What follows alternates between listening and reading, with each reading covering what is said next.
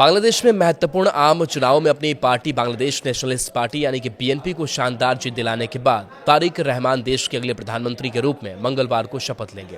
तारिक रहमान का शपथ ग्रहण समारोह बंग भवन के बजाय संसद परिसर के साउथ प्लाजा में आयोजित किया जाएगा। हालांकि शपथ ग्रहण के एक दिन पहले उन्होंने बोगरा 6 सीट से इस्तीफा दे दिया है।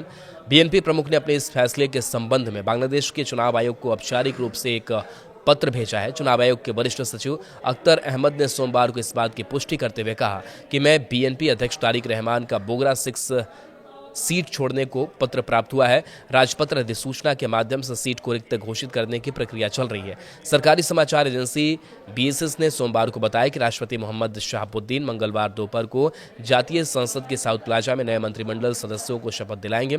तारिक रहमान ने 13वां राष्ट्रीय संसदीय चुनाव 2 सीटें ढाका 17 और बोगरा 6 से लड़ा था।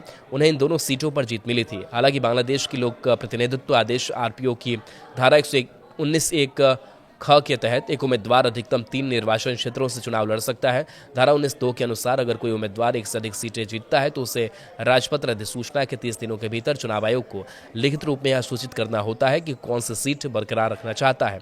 यदि कोई विकल्प सूचित नहीं किया जाता है तो चुनाव आयोग किसी एक सीट को बरकरार रख सकता है और अन्य सीटों को रिक्त घोषित कर सकता है। ऐसे में किसी भ्रम की स्थिति से बचने और संविधान के अनुसार तारिक रहमान ने प्रधानमंत्री बनने से पहले बोगरा 6 सीट से इस्तीफा दिया है। अब वह सिर्फ ढाका 17 सीट का प्रतिनिधित्व करेंगे। 12 फरवरी के चुनाव में तारिक ने 72,699 वोटों के साथ ढाका 17 सीट जीता।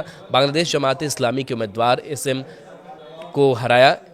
एसएम खालिदुज्जम्मा को 68,300 वोट मिले। वहीं तारिक रहमान ने बोगरा 6 में 2,16,284 वोटों के साथ जीत हासिल की और जमाते इस्लामी के उम्मीदवार आबिदुर रहमान सुहेल को हराया, जिन्हें 97,626 वोट मिले थे।